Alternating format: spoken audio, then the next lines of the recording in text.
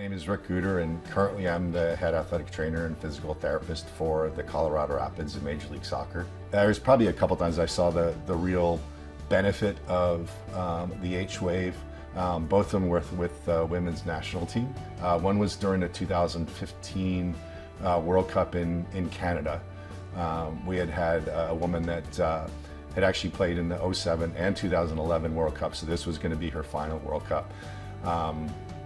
And one day she was involved. She didn't play the game against Ghana. The next day they had a training session where she pulled her quad. We immediately went back to the hotel and did an ultrasound scan on it. Saw that it was about a grade 2 strain with just a ton of fluid around there. We immediately put the H-Wave on her and had her wear it for 8 straight hours. Next morning, we took another set of images of it on the ultrasound, and there was no blood. There was no fluid that was around this injury anymore. And that was just from, I think, that the muscle pump, and it helped rid her quad of that excess bleeding. So, you know, the initial injury was all we were dealing with. We weren't dealing with anything other than, or we weren't dealing with like the secondary hypoxic injury you might get if you have too much fluid around an injury. So, you know, we continued to use that just to keep it going. We ended up flying to Edmonton for our round of 16 game against Colombia. She didn't play. We actually, you know, to sort of condense the story, we got her running after about 5 days. And then we had her eligible to play in the semifinals and the finals, which they ended up winning. I don't think that had we not immediately got her on the H-Wave, she would never had another chance of playing in that tournament.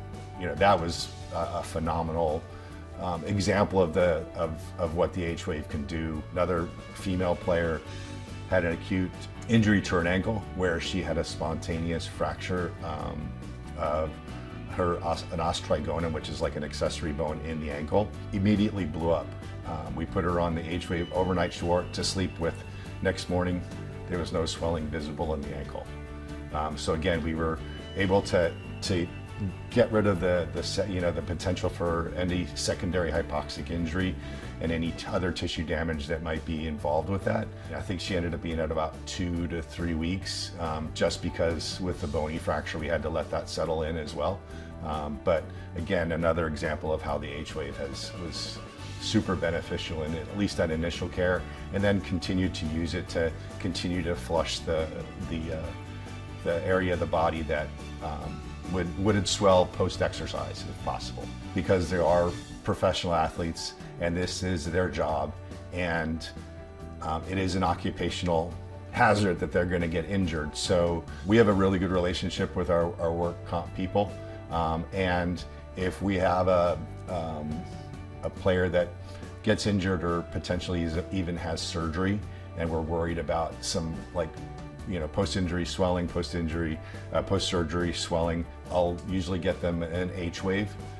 Number one, for the muscle stimulation that you get, so that it can stimulate the lymphatic drainage system to take the swelling that's produced out, and so it doesn't become a problem in the future.